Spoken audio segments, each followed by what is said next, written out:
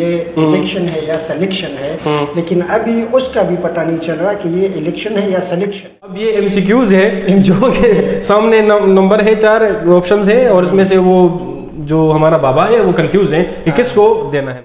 अगर अब इमरान खान आए तो ये हालात ऐसे, ये तो कोई वो शुभ वाला सरकार तो नहीं है कि डायरेक्ट हालात जो है वो ठीक हो जाएंगे। 2013 में जो वोटर की तादाद थी वो तकरीबन 55% थी।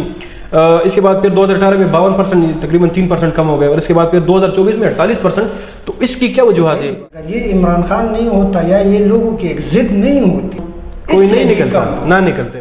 सियासतदान का बेटा जो है वो सियासतदान होगा, चाहे वो जैसा भी हो, उसको कुछ आता हो उसको कुछ नहीं आता हो, लेकिन वो सियासतदान होगा, वो पाकिस्तान पे जो है वो हुकूमत करेगा। अपना झंडा नहीं उठा सकते थे, जलसा जुलूस नहीं कर सकते थे, मीटिंग नहीं कर सकते थे, इंतखाबी निशानी से छीना गया, लीडर इसका जेल में। आप देख रहे हैं स्मार्ट विजन पाकिस्तान और मैं हूं सिकंदर खान खलील।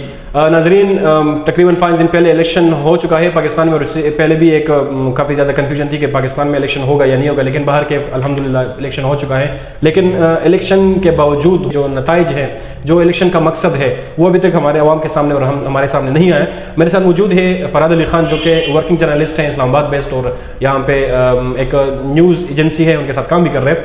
तो फरहाद अली खान, बहुत शुक्रिया, थैंक यू सो मच। ये मुझे बताइएगा कि जो अभी तकरीबन अरबों रुपए अवाम के इन्होंने खर्च की है इलेक्शन के ऊपर और पूरी जो पाकिस्तानी हुकूमती मशीनरी थी इन्होंने इस्तेमाल की, लेकिन अभी तक इलेक्शन के रिजल्ट नहीं आए।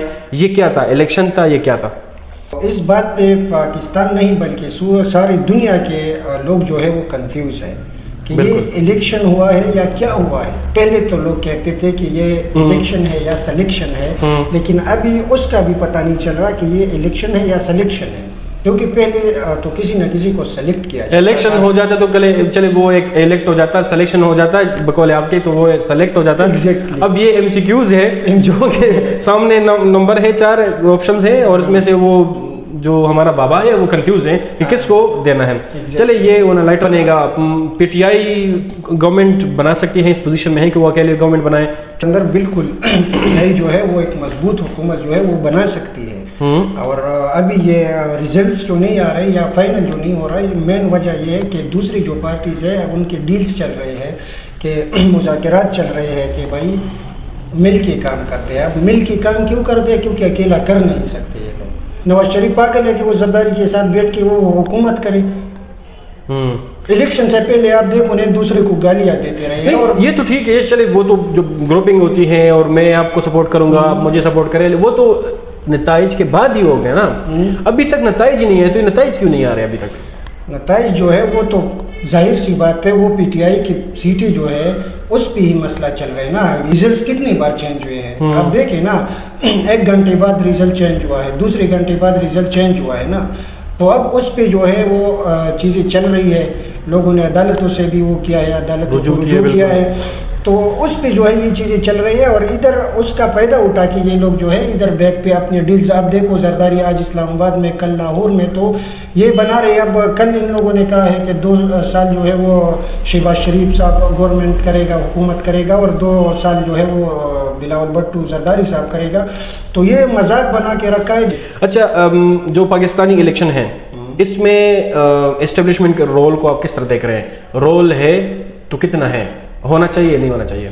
देखिए सिकंदर, सबसे पहले तो नहीं होना चाहिए, क्योंकि ये एक डेमोक्रेटिक कंट्री है ना, डेमोक्रेसी है, रिपब्लिक, और डेमोक्रेसी में लोगों की हुकूमत होती है। बिल्कुल, कि अवाम जो है वो अपने वोट के जरिए अपने नुमाइंदे को मुंतखब करते हैं और वो आके हुक्मरानी करते हैं।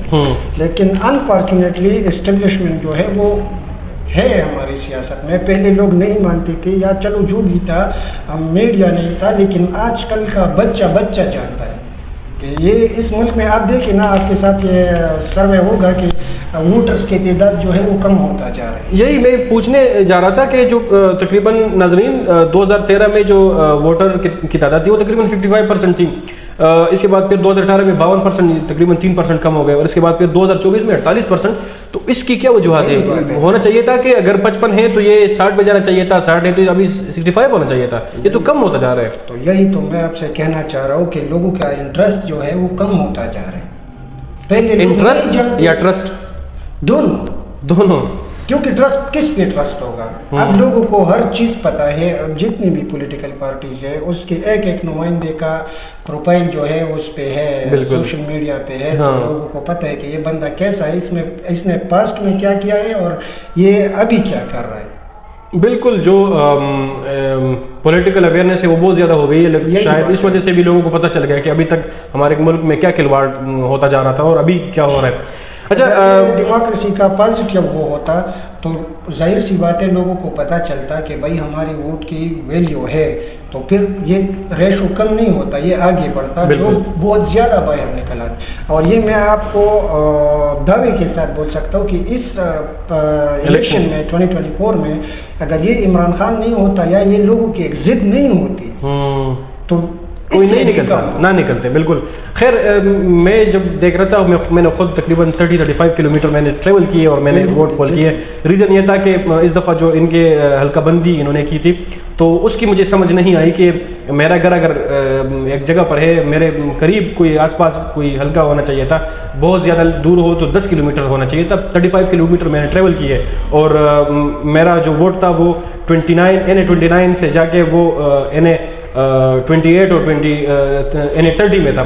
तो ये कुछ मसाइल हैं जो कि इसकी वजह से भी जो वोटर की तादाद है वो कम हो गई, क्योंकि उनको नहीं पता था कि मेरा जो वोट है वो कहाँ पर है। हालांकि सिकंदर, मैं आपको एक बात बताऊँ, ये लोग सुबह उठे हैं, रात को आराम से सोए हैं, सब कुछ ऐसा इलेक्शन कमीशन ने कहा था कि भाई सब कुछ ठीक है, सुबह एक साफ और शफाफ इलेक्शन होगा। लोग आराम से सोए हैं कि सुबह उठ के हम जाके वोट देंगे। अब लोग सुबह उठे हैं, इंटरनेट नहीं चल रहा। अच्छा, इंटरनेट को तो छोड़े, इंटरनेट इसके अलावा जो मोबाइल के नॉर्मल जीपीआरएस सिग्नल्स थे वो भी नहीं थे, बेसिक जो सिग्नल्स थे वो भी नहीं चल रहे थे कि लोग एक दूसरे से कांटेक्ट करें। बिल्कुल। अब मैं खुद फील्ड में था और मैं देख रहा था एक बंदा इधर से उधर भाग रहा है कि भाई इधर आता है तो वो बोलते हैं इधर तो आपका वोट नहीं है, वो दूसरी जगह जाता है, और इसी में टाइम वेस्ट हो जाता है और टाइम बाकी इलेक्शन जो है उसमें टाइम जो था वो बढ़ाता जाता था, 1-2 घंटे जो थे। हाँ, इस दफा तो बिल्कुल एग्जैक्ट 5 बजे खत्म, 5 बजे जो है वो सब कुछ बिल्कुल कर दिया गया था। मुझे ये बताइएगा कि पाकिस्तान में जो डेमोक्रेटिक गवर्नमेंट है वो अभी तक क्यों अपना टेनओवर पूरी नहीं कर सकी? एक मेन रीज़न जो है वो ये है कि इन लोगों की हुकूमतें जो होती है वो इंतहाई कमज़ोर होती है। कि ये आप जब बाहर के लोगों को अपने साथ मिलाते हो ना, तब आपका गवर्नमेंट जो है वो कमज़ोर पड़ता है और आप फिर वो डिमांड करेंगे, आज़ादाना तौर पे फैसले भी नहीं कर सकते। आप यही बात है कि लोग जो कर रहे हैं कि मीटिंग्स कर रहे हैं कि सारे मिल के काम करते हैं, तो ये मिल के क्या काम होता है? हर पॉलिटिकल पार्टी जो होती है उसका नज़रिया अलग होता है, उसकी सोच अलग होती है।